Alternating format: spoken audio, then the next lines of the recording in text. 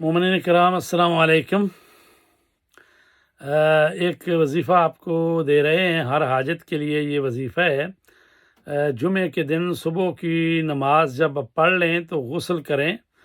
اور غسل کرنے کے بعد جب نماز پڑھ لیں گے تو تسبیح حضرت فاطمہ زہرا سلام اللہ علیہا جو ہے اس کو پڑھنا ہے، اور اس کے بعد 100 مرتبہ پڑھنا ہے الحمدللہ رب العالمین علی کل حال۔ پھر سن لیں، جمعے کے دن صبح کی نماز کے بعد اگر غسل پہلے ہی اگر کر لیں آپ تو وہ بھی بہتر ہے، وضو اور غسل کر کے جب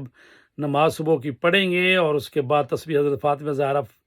بجا لائیں گے، اور اس کے بعد 100 مرتبہ کہیں گے الحمدللہ رب العالمین